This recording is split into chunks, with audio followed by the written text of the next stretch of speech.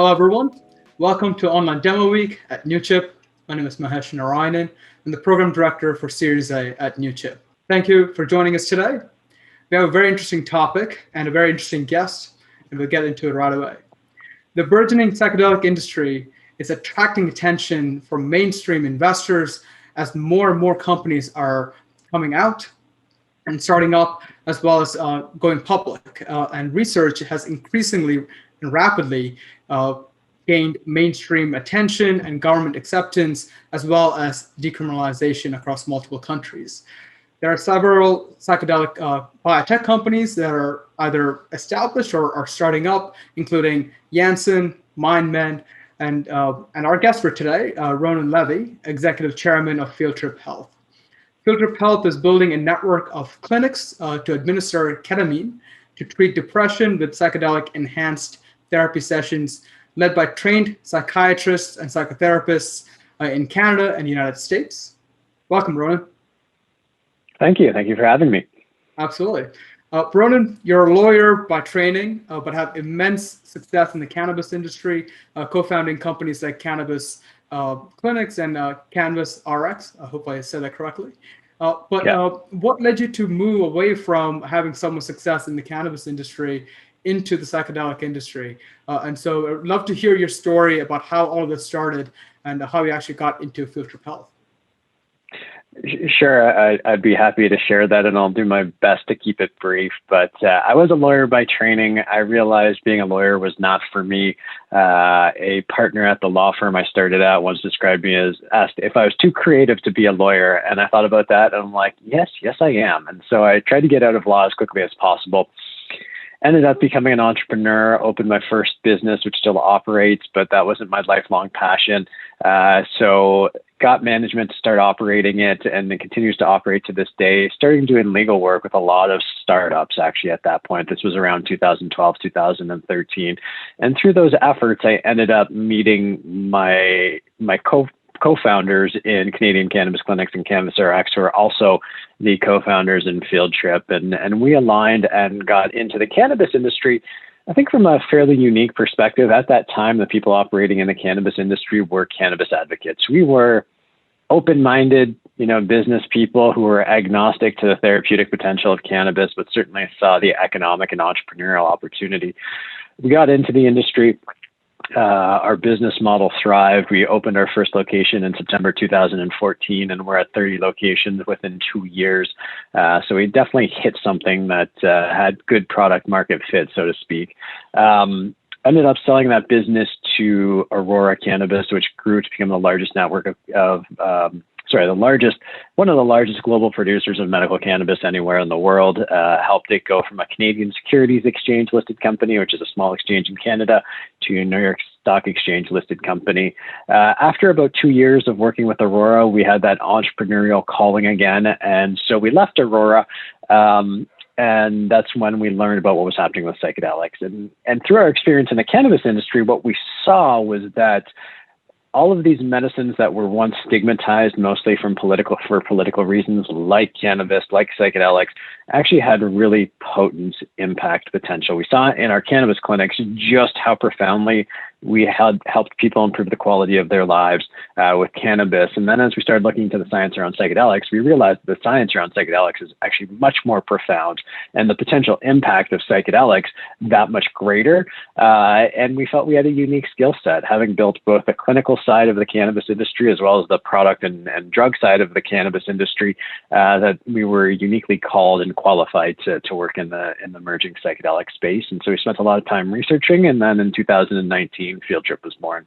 Got it. Obviously, from a industry as well as a historical perspective, there's a lot of parallels between the cannabis industry and the psychedelic industry, but there's also quite a few differences. One of them being, the psychedelic industry is a lot more highly regulated than the cannabis industry, and there are subclasses like Schedule 1, Schedule 2, Schedule 3 type of drugs, which have very high amounts of regulatory hurdles to go through from the FDA. Granted, they have fast tracked and they have created multiple options for companies to go through clinical trials in the psychedelics, as we speak. So there's certainly been a lot more involvement with the FDA, but there are certainly certain, regulatory hurdles that you might not necessarily see in the cannabis industry, especially, considering that majority of the cannabis industry is focusing on recreational aspects and not necessarily the therapeutic side of it. So what are your thoughts on, where this industry is going? How is it different? But how are you facing some of the same hurdles maybe the cannabis industry was facing, let's say in 2013, 2014? Where do you see the parallels there? Yeah, I mean, anyone who understands what's happening in cannabis and then hears about what's happening with psychedelics, particularly psilocybin producing mushrooms, because they're both, plant-based medicines or natural products, you immediately make the association that psychedelics are like cannabis. And in some ways, the comparison is not inappropriate. I mean, these were both medicines that had a fair amount of research, had been used fairly efficaciously in medical practice for a long time.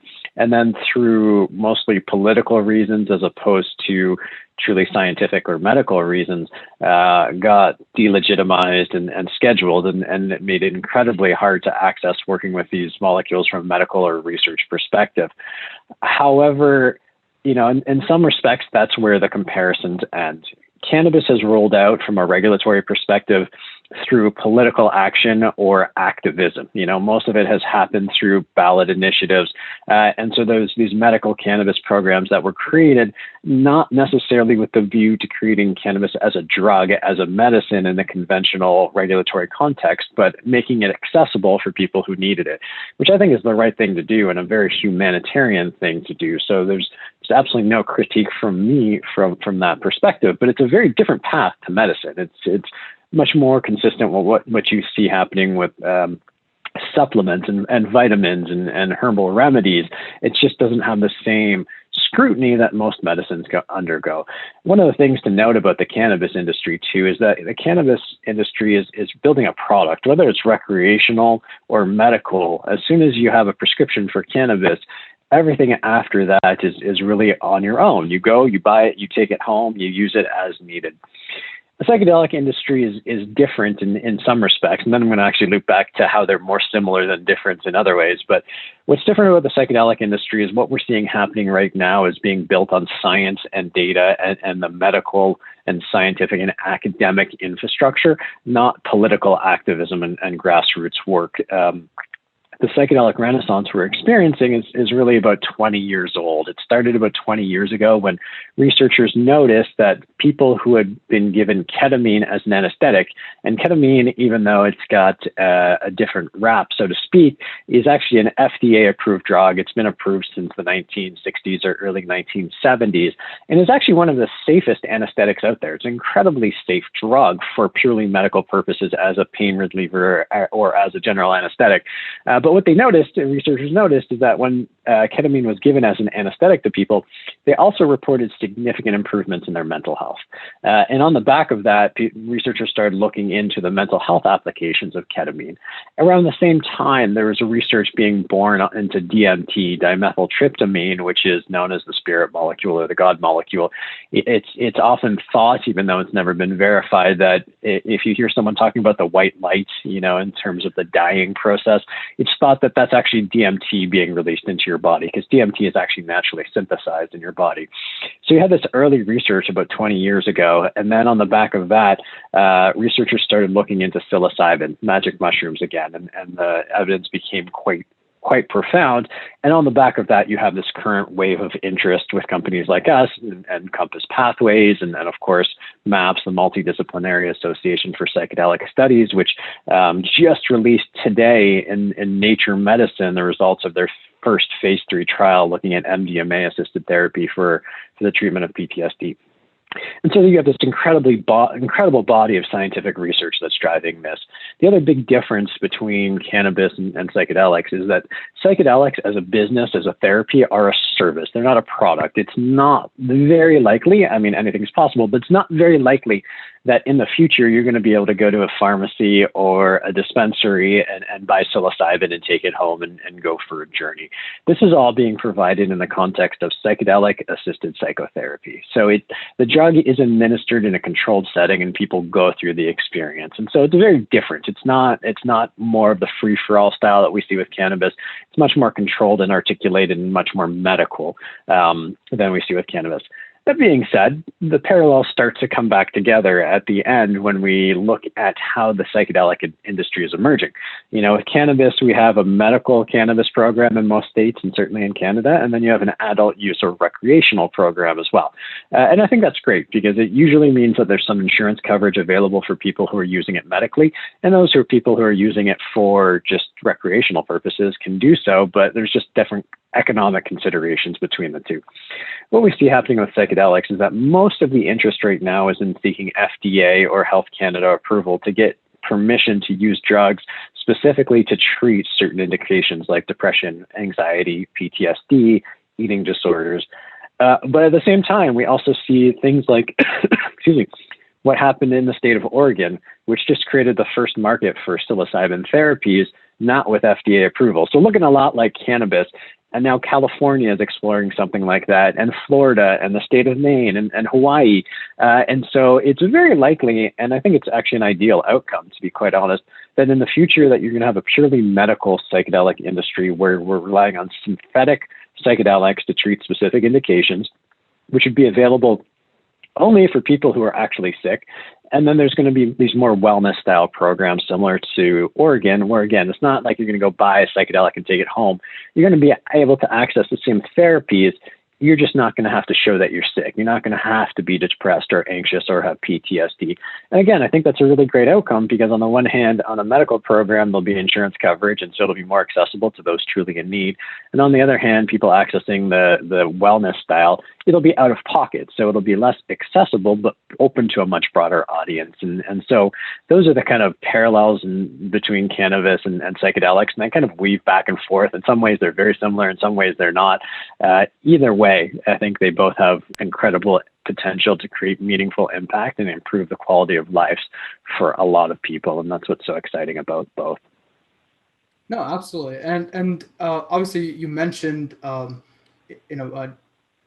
indications like depression, suicidal thoughts, PTSD. And you also talked about, ketamine, which is certainly, as you mentioned, it's a very established, regulated drug. I believe it's a substance or Schedule 3. So it's not as highly regulated, but still, quite highly regulated as an aesthetic. Where do you see innovation coming in to the space? Apart from established, in essence, repurposed drugs, but where are some other innovations coming into the space that you see, or you see right now, or you see in the clinic, and hopefully comes to patients and others in the future? Yeah, there's a couple of areas. I mean, this industry is so nascent, so we're looking at a mostly clear whiteboard for opportunity for anybody who's interested in the space. But the two most obvious areas for innovation are developing new psychedelic drugs. So MDMA and psilocybin and LSD and DMT, they're all wonderful, potent medicines that can create really positive outcomes for people who receive psychedelic-assisted therapies. But all of them have limitations.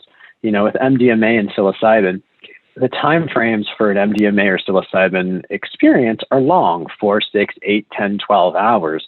And when you have to have a therapist or two therapists potentially present and a doctor and potentially a respiratory therapist just to make sure everything goes smoothly, you can see how it becomes a very expensive treatment option. I mean, it's not out of reach in some ways, but for other ways, it is very out of reach. And so until there's robust insurance coverage, expense is going to be a consideration. But if you can look to modify MDMA or psilocybin, then you can potentially shrink the length of the duration of these experiences without necessarily affecting the outcomes. Or with short-acting molecules like DMT, which only lasts for about 15 minutes, but their efficacy isn't as well established, trying to lengthen out the time of the experience, it can be meaningful. So there's all sorts of ways to innovate new medicines, new tryptamines, new drugs, new psychedelic products that are either safer or more effective or shorter acting or longer acting or more intense or less intense.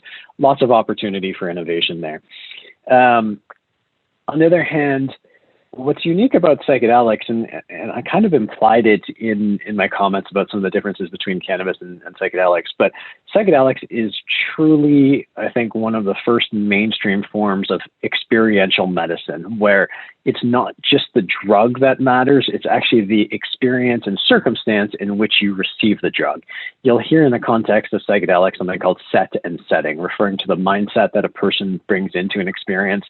Other people refer to it as the intention that they bring into a psychedelic experience, as well as the actual location of the psychedelic experience. So where you are, what music you're listening to, all of the dynamics around the psychedelic experience actually have an impact on the therapeutic outcomes.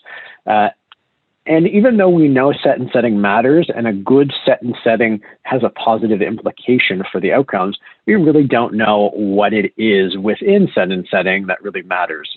So the innovation that can come on this side of the equation is finding new music or new techniques to support or modify a psychedelic experience, finding ways for people to go deeper, finding tools to support people, digital or otherwise, to help bring down the cost of the psychedelic therapies. Is there anything that we can take the human component out of without necessarily negatively affecting the therapeutic outcomes? And so there's going to be an incredible amount of innovation around that as well. And so, we're doing our parts on both sides with developing FT104, which is our novel psychedelic molecule, which is very psilocybin-like, but in about half the time frame. So you get all the upside of psilocybin without that long expense and time frame. We're also developing digital tools, which we think are going to reframe how people, doctors as well as therapists, engage with their patients. And that's not just about telemedicine and putting on a video screen and all that kind of stuff, but actually understanding that when it comes to mental and emotional health, it's a journey and it's unique for everyone. And a single drug is not appropriate for everybody, and everybody has different work to do. And so finding tools to support the overall experience is going to be something that's important and something that we're working on as well. So with field trips, so you have both aspects. I guess as you mentioned, the digital health aspect, but then also the biotech aspect. Do you also bring together a service aspect? Because I feel like as creating these clinics, as you mentioned, I feel like that's providing access, which itself is a service. So how much do you see that being a hurdle or an opportunity for this industry of actually getting access to these type of treatments and getting them at the right time, and as you mentioned, at the right setting, for it to be effective? Yeah, no, you're right. And for anybody who's watching, who's into lean startups, we took the lean startup approach and threw it out the window, even though, we were very much educated in the school of lean startups. When it came to the psychedelic industry, there was just too much opportunity and too much of the work that we wanted to do seemed essential to actually building this industry. So that's why we decided to do three things: digital therapeutics, brick and mortars locations, as well as the biotech piece of it, which is atypical and it's a challenge, but it's certainly fun and exciting, and we're I think doing an excellent job of managing all three. But that wasn't your question. Your question was, is access going to be a limiting factor? And the answer is yes. Right now it is a limiting factor, but it's also a great opportunity, and it will be resolved. That's why we're so focused on being a first mover and doing all of these things.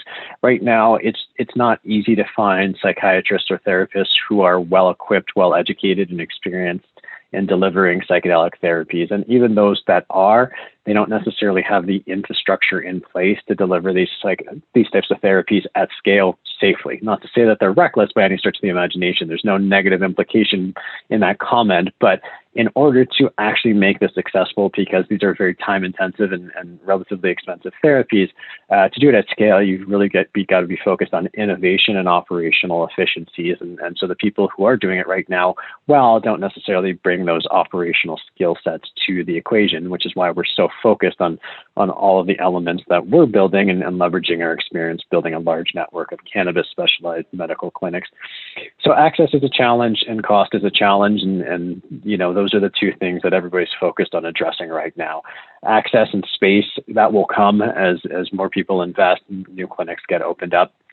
And I think it will help address the cost thing, but the cost opportunity, I think, or the cost issue, is going to require more innovation, more innovative thinking, and it's one of the big opportunities for anybody who's exploring the emerging psychedelic industry.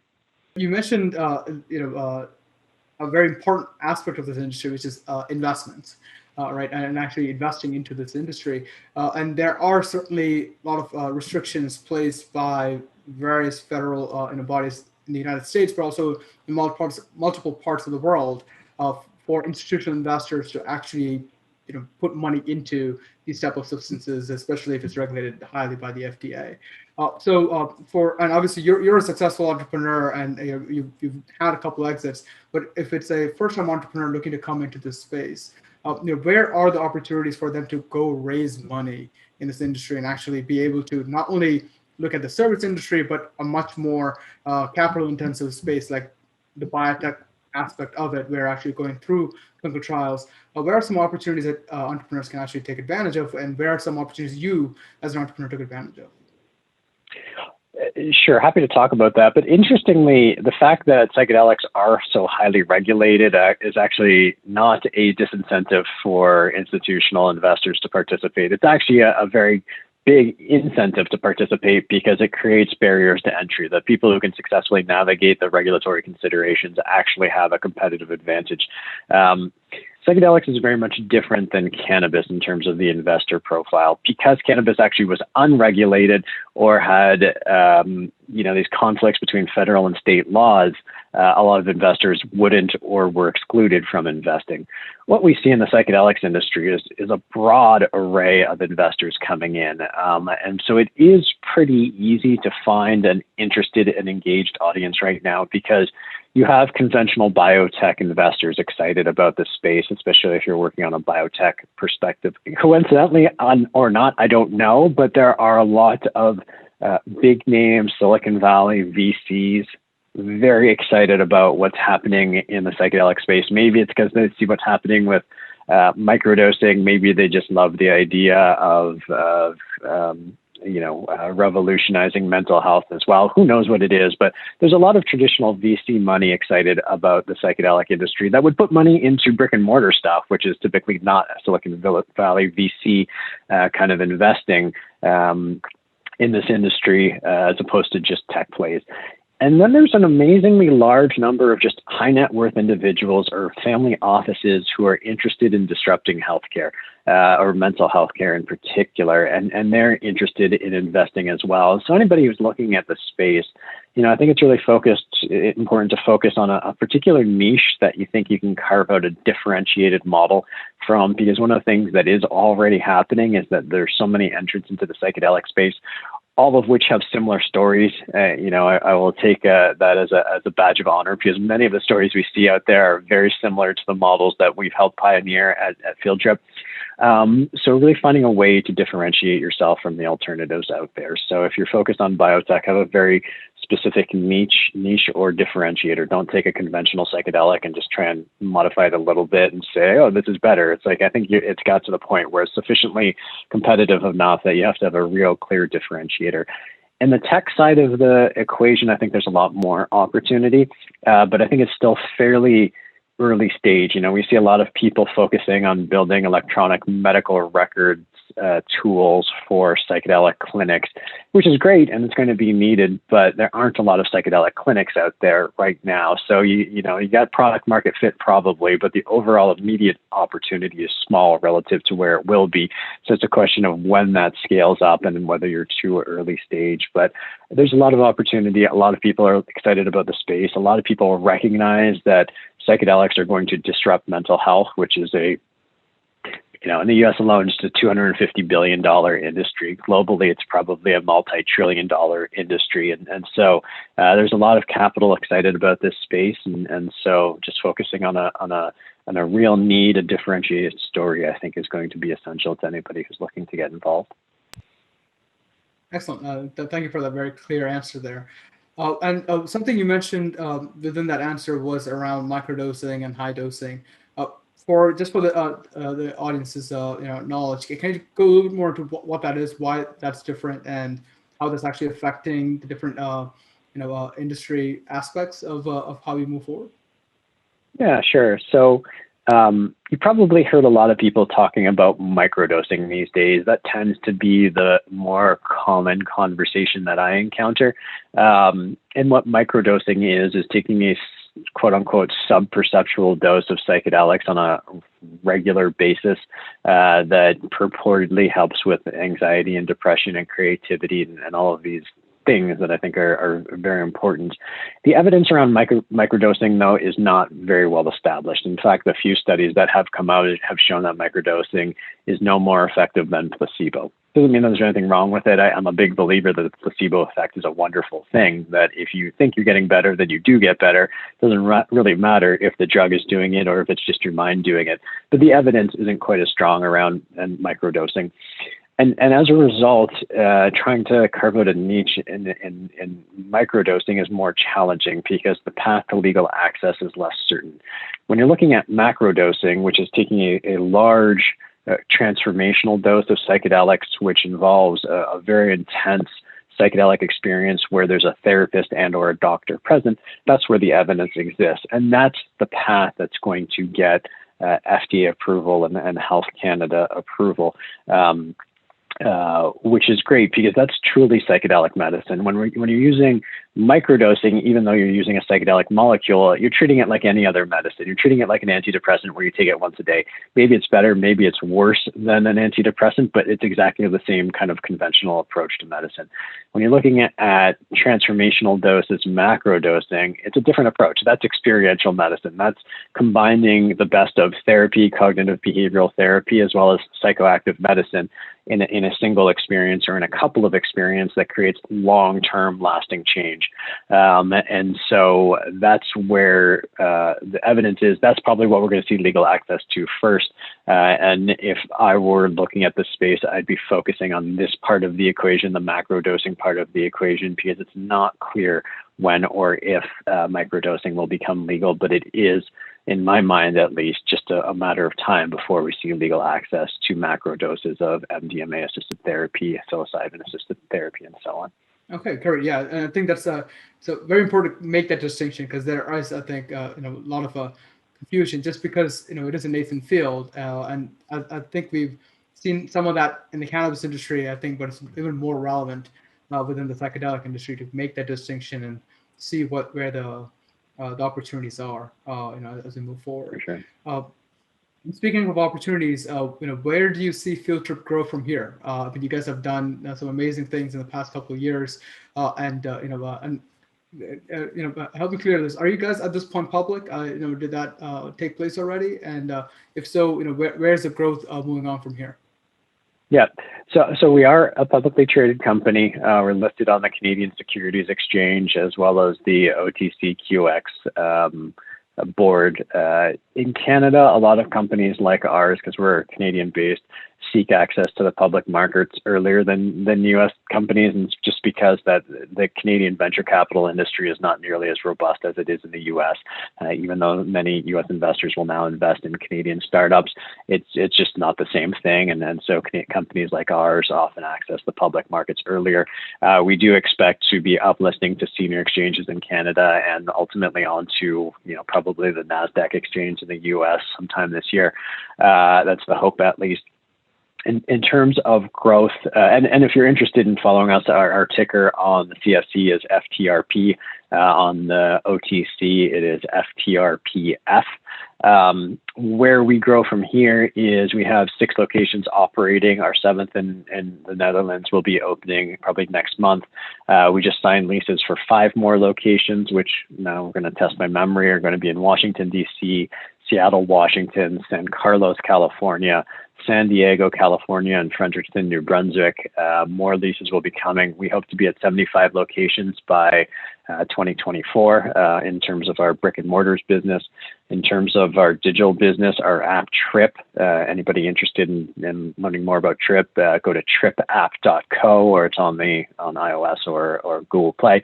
We want to build that into the largest community of psychedelic interested people. The interesting thing for me is that as the medical and the wellness kind of converge in the future, because the application of psychedelic therapies are not limited to just people who are sick. They're really potent impacts even for healthy, normal people. You're going to see a new culture kind of emerge around psychedelics from a medical and wellness application, but I think it's going to drive a lot of social and cultural conversations as well. I just did a podcast with Dr. Julie Holland, who's a well-known author and writer and researcher on psychedelics. And she had a great line where she said, the hippies were right. A lot of the things that the hippies believed in were right. Environmentalism, equal rights, much more compassionate capitalist society. All of those things have been proven right over and over again. And so as psychedelics, I think, continue to emerge into the mainstream, I think we're going to see a lot of those values start to further propagate, I think, in a much more constructive way than they did back in the 60s, where it was very reactive. And so I think there's a great cultural conversation that's coming with it. And so we've designed TRIP to really be the focal point for the future cultural considerations around psychedelics and how it changes many aspects of our society, not totally revolutionizing them, but I think really enhancing them in a very positive way. And then we've got FT104, which is our molecule in development. And in the next couple of years, we hope to have it through phase 3 trials and hopefully close to commercialization by about 2025 or 2026. And it'll be great to see that in market because we really think that's going to be one of the things that increases access significantly because it'll bring the cost of psychedelic therapies down substantially. And Ron, can you emphasize on the molecule that you discussed? Is that a brand new molecule or is it a repurposed drug that was already established? It's a brand new molecule. It's a new chemical entity. What we did is we looked at psilocybin and we said, this is really wonderful, but it's too long. Is there something that's very psilocybin-like that has a shorter time frame, but subjectively and objectively has very similar experiences to psilocybin? And the answer was yes, there was actually an existing molecule out there that met these criteria that we established, but it's not a very good druggable product, which means it's very effective as a psychedelic, but it doesn't convert into something that can get FDA approval very well because of a number of chemical limitations of its structure, particularly its solubility. And so our chief science officer set about trying to modify this underlying molecule to make it more soluble and thus a better drug product. And he was effective at doing that, such that what we have with FT104 is a molecule that's new, but when it's administered to someone, what happens is your body cleaves off the molecule that we added to it, such that that original psychedelic molecule that we like so much in terms of its objective and subjective pharmacology repopulates in the body. So you're having that experience of the underlying molecule, but starting with a different molecule. And so it's a novel molecule built off a known psychedelic. And it's great because it really de-risks drug development. When you're dealing with drug development, the two biggest risks are, is it safe and does it work? Well, with FT104, because we know that this original molecule repopulates, we know it to be by and large safe, and we know by and large that it works. So we've taken two of the biggest risks off the table in terms of drug development. And so even though it is a new chemical entity and therefore we have to go through phase 1 trials, we expect with a high degree of confidence that we'll get through phase 1, phase 2, phase 3 without too many unexpected surprises.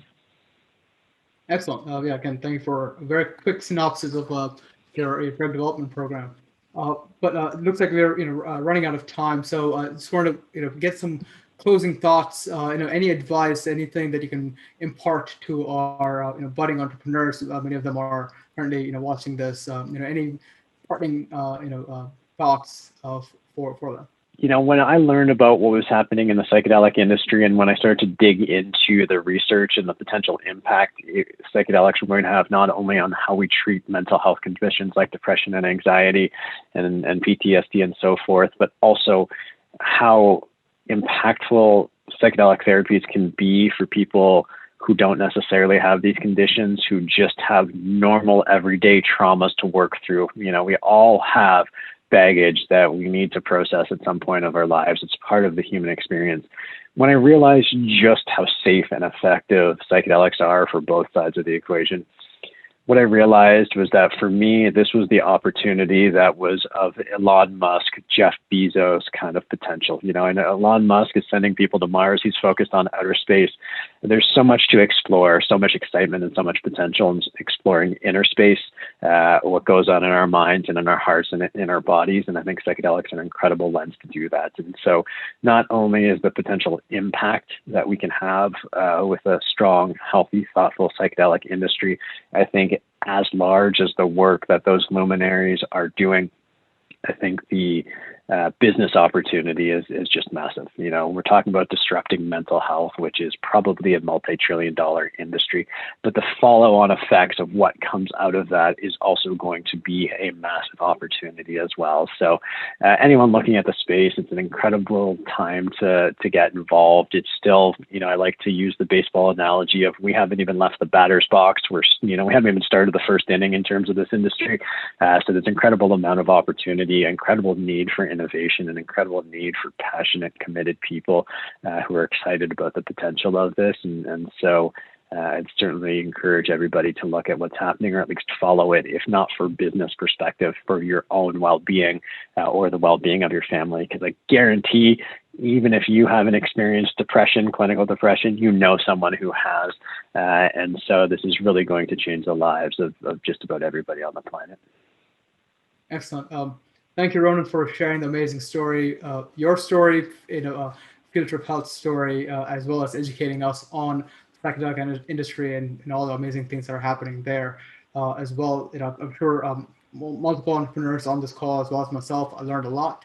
So good luck to what you're doing. And I think it's important to have entrepreneurs like you kind of spearheading these type of industries and making it at least going through the first couple of hurdles and making it easier for others to enter and make that impact that you're doing with your team. So thank you again for taking the time to join us and imparting your wisdom and giving us a good insight into where the psychedelic industry is, where it's going, and how much it's going to grow in the next couple of years. So thank you. Thank you for the opportunity. I appreciated having the chance to share this with you. Okay, excellent. And thank you everyone for joining Online Demo Week at Newchip. Continue, there are multiple other programs that are going to continue throughout the day. So hope you enjoyed this particular panel and talk with Ronan, and there are multiple other talks that are coming up in the next couple of days. So stay tuned, and looking forward to all the amazing presentations from multiple Newchip companies. Good luck to all the companies, and thank you for joining us in this program.